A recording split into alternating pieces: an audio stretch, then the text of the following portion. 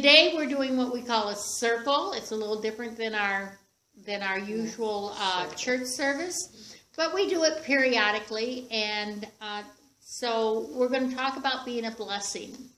Periodically, we talk about being a blessing because it is such an important issue. It's the final stage of a healing process. First, we're the victim. Something happens to us. We feel terrible about it. Then we become a survivor of that victim. We start not putting ourselves in the place that we put ourselves in before to be the victim. We change the way we behave so that we don't have to be the victim anymore. And then finally we become a blessing through those experiences for others. We can help and we can guide them. So being a blessing is the final stage of victimhood. And to show the way after all that is what we do. That's what we are here to do. We are to show the way to help others. But we must fully heal first. If we are not healed, we cannot help another. Now, this is a place where feelings and prayer become the blueprint of our life. The key is that our emotional state during prayer determines the kind of blueprint we create. This is one of the secrets that we need to look at for ourselves. So when you are having a prayer and you're telling God that you're thankful for something, or you want to know how to proceed in a certain situation, your feelings that you bring into that prayer is going to be your blueprints. Feelings are the things that make a prayer activate. It's kind of like the gas pedal in the car. You push down the gas pedal and it accelerates. Feelings are the emotional impact. So you want to make sure that you have your feelings under control, your emotions under control. The Essenes teachings. We are invited, if only for a moment, to suspend our judgments, our fears, and our hurts. From a neutral state, we have prayers from strength and clarity.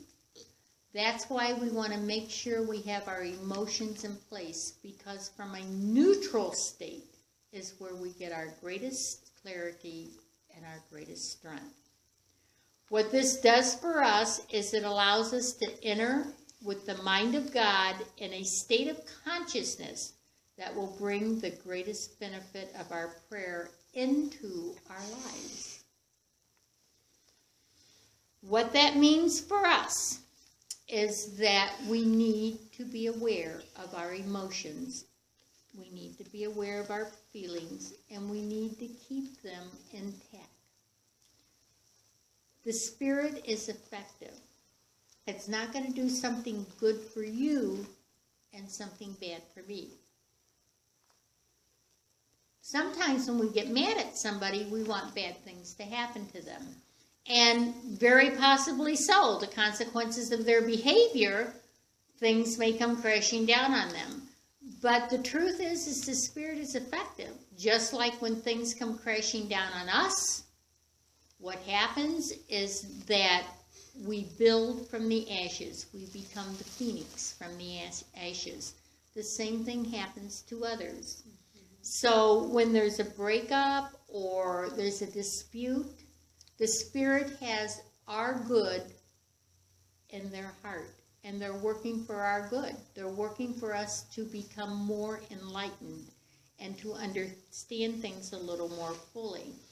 So we need to keep that in mind. The Spirit isn't for me and against you. We're all God's children. We're all God's children, and it's for growth. So we may see somebody have problems as a result of their behavior, but that doesn't mean that they're getting paid back. That just means that it's law of cause and effect. I need to be very clear with you what a blessing is not. When we bless somebody that hurts us, I am not suggesting it's okay or that we open ourselves up for it to happen again. Reverend Hilborn used to say, whenever we'd bring our problems to him, I just bless it. It's like, why did I even talk to this guy? But what I've learned over the years is that every time we bless a situation, we raise our vibration and the negativity can flow under us. Every time you start thinking and playing in something that causes you pain, when you have the presence of mind, you bless it so that you can rise above it, and that little bit of light can do more good than anybody can imagine. So if somebody has hurt you, you do not go back to it. That is not what blessing it is. Blessing is raising your own vibration to make yourself become a better person.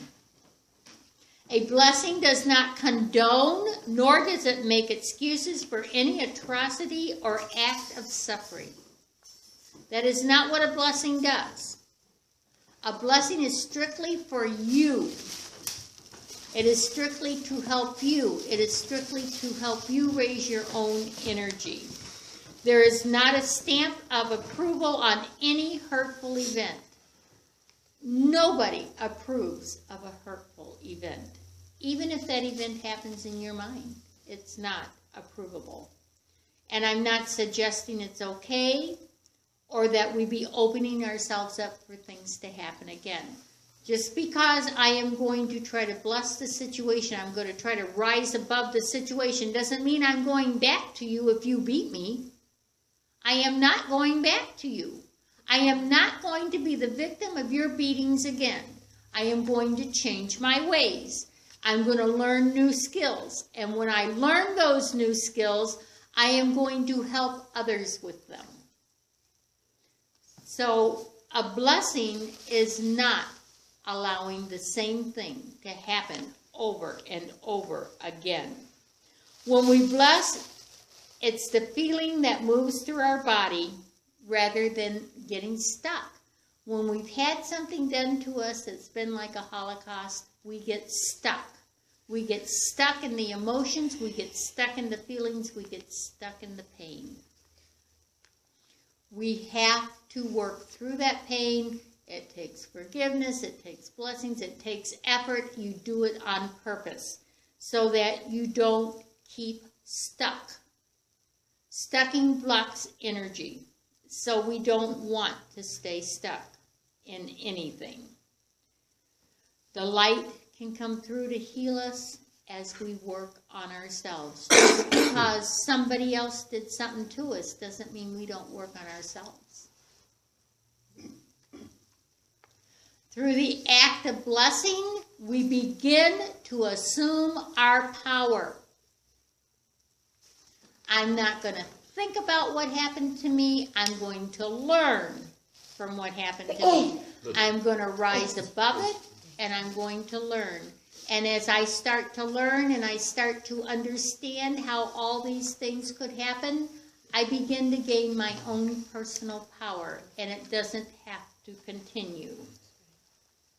Power gives us the ability to release life's deepest hurts and unresolved feelings.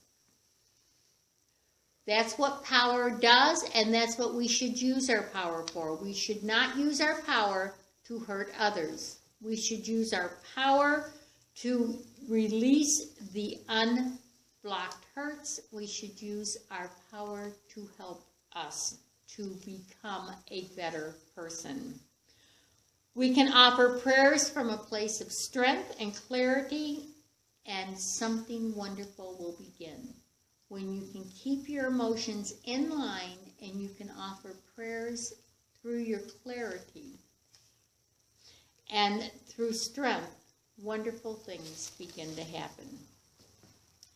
The reason why we bless and the reason why blessings work well is because it is impossible to judge something or someone when we are blessing it. And that's what our lesson is about today. So in other words, you're saying that somebody